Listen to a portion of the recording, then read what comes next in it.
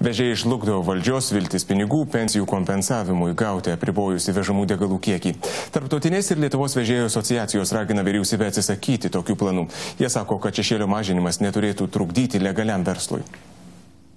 Valdžios ryžtą šešėlio ieškoti degalų bakuose gesina vežėjai. Anot jų premjero užmojai riboti iš Baltarusijos arba Kaliningrado srities atvykstančių automobilių bakuose esančio kuro kiekį biudžetos kelių neužlopys, tačiau tik pakenks legaliam verslui.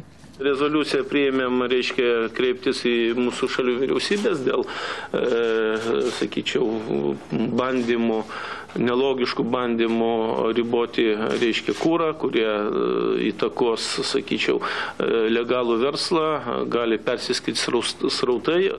Estijos vežėjai valdžios užmačias įsileisti transporto priemonės tik pustušiais bakais jau buvo išbandę savo kailių. Po pusmečio draudimus teko atšaukti, nes anot Estijos vežėjų asociacijos prezidento jie visiškai nepasiteisino. Anot jo į biudžetą įplaukė vos 20 000 eurų. Tai yra kiek mažiau nei 70 000 litų.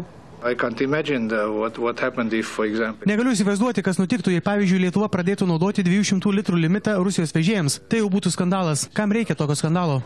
Kaimynai Latvijai nuogastauja, kad Lietuvos valdžiai pritarus ribojimams, to esą imtųsi ir Latvijos valdžia. Tranzitui bus pasirinktos kitos šalis ir mūsų vežėjai nukentės, nes tai viena rinka. Anksčiau, kai Estija ribojo degalų įvežimą, tranzitui buvo pasirinktos kitos šalys. Kiek degalų gali būti transporto priemonėje, kai jį kerta sieną, yra nustačiusi Lenkija. Ji, Rusija ir Baltarusija susitarusios, kad sunkiasvorių transporto priemonių bakuose gali būti nedaugiau kaip 200 litrų. Autobusų bakuose nedaugiau kaip 600 litrų degalų. Tačiau Lenkų vežėjai sako, kad dėl to Lenkijos degalinės tuštesnės. Jei Lietuvoje bus įvestas toks ribojimas, vežėjai apvažiuos Lietuvos sieną, o galutinis rezultatas bus toks, kad vežėjai turės papildomų išlaidų. Tarptautinės kelių transporto sąjungos atstovas sako, kad dėl ribojimo vėl gali pakrikti Lietuvos santykiai su Rusija. Tokie veiksmai gali pakenkti Rusijos ir Lietuvos santykiams. Reikia apsisaugoti, kad tokie pasiūlymai neiššauktų Rusijos atsakomųjų veiksmų Lietuvai.